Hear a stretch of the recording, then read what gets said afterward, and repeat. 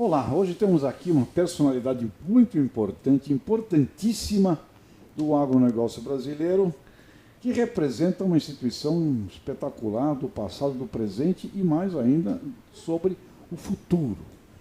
Professor Luiz Gustavo Núcio, diretor da nossa querida Exalc, a nossa Escola Superior de Agricultura Luiz de Queiroz, da USP, e que está aqui conosco hoje para nós conversarmos sobre os desafios do futuro, a educação nisso e como é que isto tudo pode ser muito atraente para os jovens brasileiros do campo e principalmente da cidade. E por que não de São Paulo, Rio de Janeiro, das grandes cidades. Professor Núcio, prazer imenso estar aqui conosco na Jovem Pan. E a nossa Exalc, qual é a posição que ela ocupa no planeta com relação ao ranking das melhores escolas do mundo?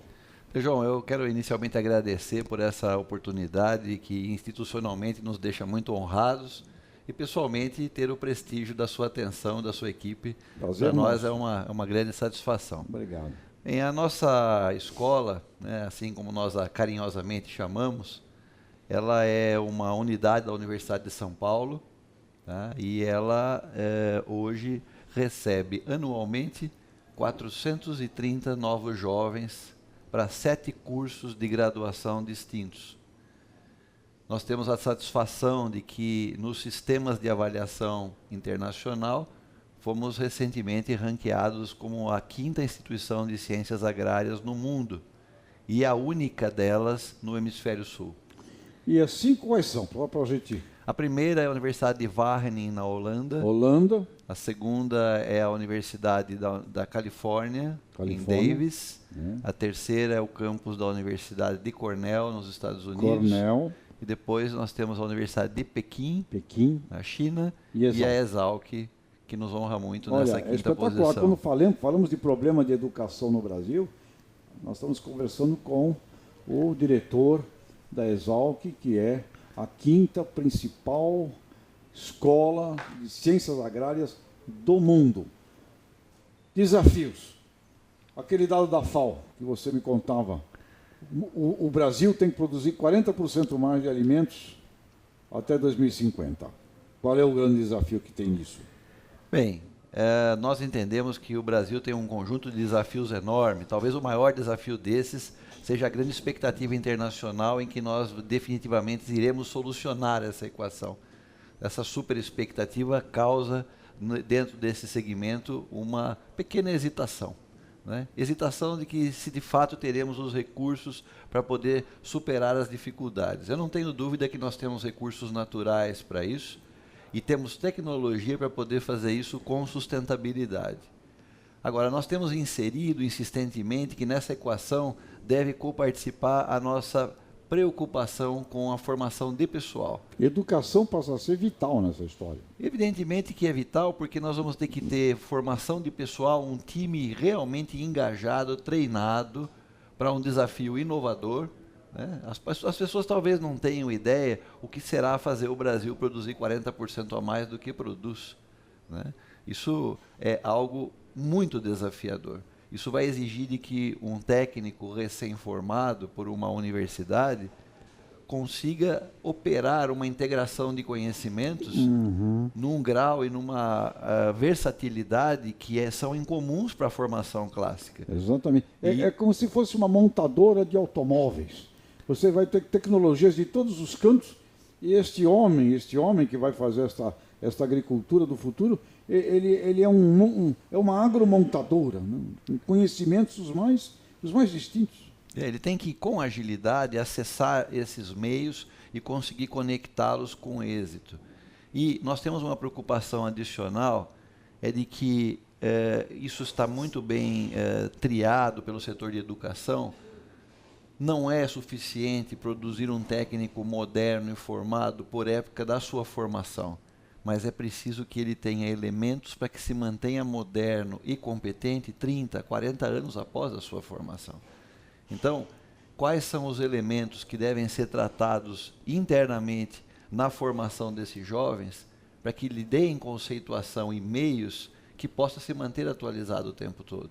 Isso tem sido motivação de diversas discussões. O Brasil já tem alguns grupos se dedicando a esse trabalho da preocupação de educação futura. Eu creio que posso mencionar aqui o Fórum do Futuro, que é uma entidade que reúne uma série de agentes envolvidos com o agronegócio, sediado em Brasília, que já começa a olhar para isso com muito cuidado.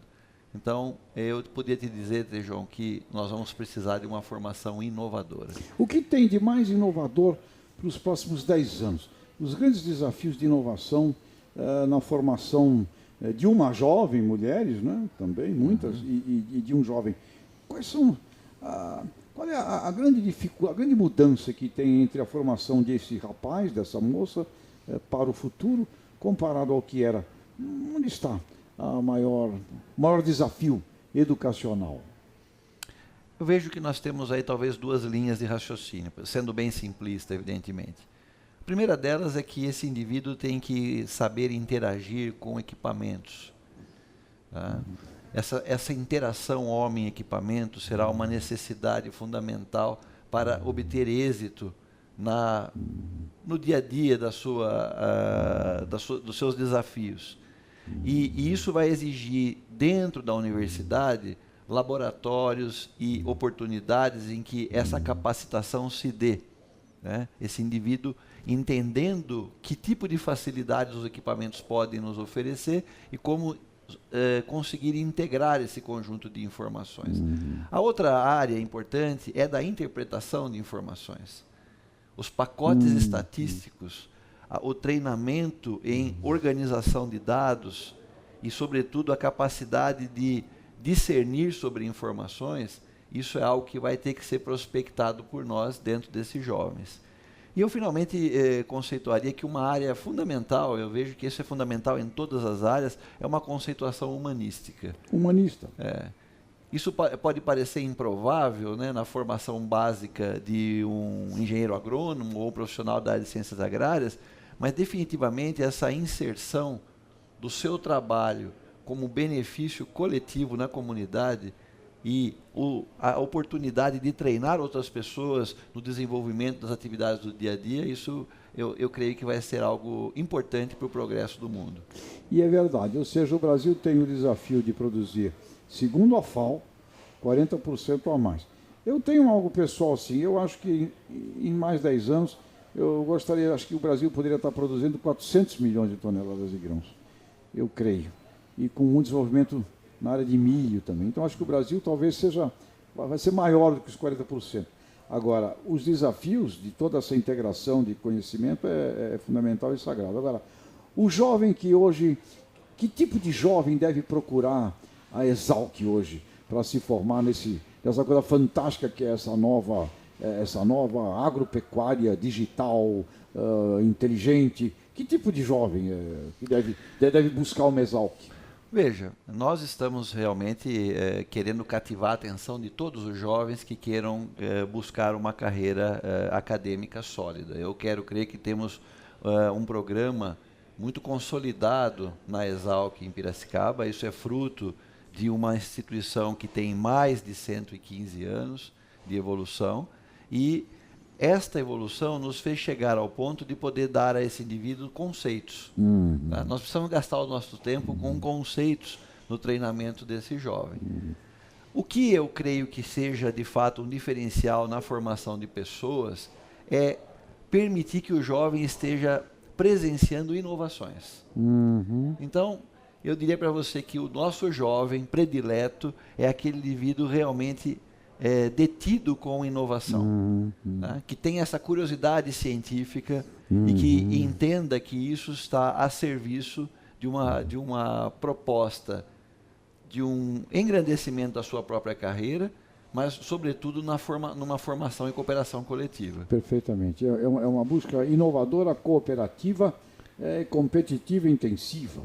Uma coisa posso assegurar, os seres humanos da Exalc que eu encontrei pela minha vida e que eu encontro são extraordinários, competentes e muito apaixonados. Muito apaixonados pela Exalc. Agora, aproveitando aqui a sua presença, eu não poderia deixar de perguntar a sua visão sobre o sistema econômico-político brasileiro desse momento e que perspectivas você, como diretor da principal escola brasileira e a quinta do mundo, como vem este aspecto econômico-político e o reflexo disso no agronegócio para este ano? Vejam, o governo está promovendo algumas alterações econômicas que certamente impactam a agricultura. A agricultura é uma atividade de longo prazo de resposta. Nós estamos fazendo investimentos em agricultura hoje, cujas respostas poderão acontecer amanhã e dentro de 5, 6 anos. Portanto, a confiança de investimentos do setor agropecuário depende de uma solidez de ações por parte do governo. Então, esse é o primeiro passo que eu diria importante do governo, é o governo dar a sensação de solidez, que estamos agindo de maneira consolidada e que esse conjunto de medidas deve permanecer tal e qual para que num universo de tempo, que é o universo de tempo que a agricultura exige, ela possa se manter como um raciocínio constante. Então esse é um ponto importante. Do ponto de vista da nossa moeda, o relacionamento da nossa moeda com o ambiente internacional sempre traz vantagens e desvantagens para o setor agrícola, né? As exportações, elas se veem superfavorecidas num ambiente como esse, mas em contrapartida eu tenho algum receio da produção interna. Então vejo que o Brasil conseguindo fortalecer a moeda e seguindo para um ambiente de constância, quem sabe o agronegócio consiga produzir mais efeitos do que já tem produzido. E nós devemos lembrar, Tejão, que o agronegócio hoje, de fato, é o sustentáculo que se manteve, eu diria, inalterado, mesmo diante de uma economia que foi, de alguma maneira, fragilizada. Um monte de incompetências. Conseguiu resistir. Então, para que ele possa produzir ainda mais, eu acho que nós temos que garantir a esse ambiente confiança. Essa é uma mensagem importante para o perfil de raciocínio de um técnico ligado ao agronegócio ou ao agricultor de forma geral. Perfeito. Professor Núcio, que palavras diria para os exalquianos do passado e do presente que nos assistem? Qual é a mensagem que manda para esses exalquianos da história da Exalc? Bom, eu gostaria de dizer aos exalquianos, e eu quero dizer que exalquiano é todo aquele aluno que passou pela Exalc nas suas carreiras de graduação, nas suas carreiras de pós-graduação, ou mesmo pelos nossos cursos de extensão. E outro dia ainda disse que os simpatizantes também são bem-vindos como exalquianos. Então o Tejon é um grande exalquiano. Já me deram o título lá de exalquiano honorário, já fui batizado lá. Mas por um grande exalquiano, querido, saudoso Zé Maria Jorge Sebastião. Mas eu quero dizer o seguinte, a Exalc tem realmente uma grande tradição. A Exalc tem se esmerado em organizar um sentimento interno que vai para dentro desse egresso. O ex-aluno da Exalc, ele será exalquiano por toda a sua vida. A Exalc não tem brilho próprio, isso é um fato curioso. Nós temos prédios magníficos, um parque majestoso, mas o que dignifica a nossa escola é o êxito da trajetória dos nossos alunos. E é esse conjunto de êxitos que traz o brilho da nossa instituição. Então, a todos esses nossos egressos, eu como diretor quero agradecer a todos esses colegas que todos os dias continuam a edificar a nossa gloriosa escola. E fica aqui um convite para novos exalquianos. Não há dúvida. Um campus lindo lá em Piracicaba, né? Fantástico, todo mundo pode ir lá visitar. Né? Sim, e esse ano temos um fato adicional, que nós temos um sistema novo de captação de vagas pelo sistema SISU, Enem. Ah, sim. Olha, uma dica boa para todo mundo. E que esse conjunto de vagas, ele é um facilitador para que nós possamos também receber candidatos de outras regiões do Brasil, né, estendendo aí os benefícios da nossa Universidade de São Paulo. Muito bem. Professor Luiz Gustavo Núcio, diretor da Exalc, a quinta mais importante escola de ciências agrárias do mundo, brasileira, aqui de Piracicaba, registrando aqui conosco que o aspecto da educação, provavelmente, eu diria com grande certeza, é o fator sine qua non para o Brasil continuar crescendo no agronegócio e responder a esta demanda de mais 40% de produção agropecuária em 10 anos. Ou seja, podemos fazer, mas vai depender de educação. Professor, parabéns pela Exalc, parabéns ao seu grupo de professores e pesquisadores.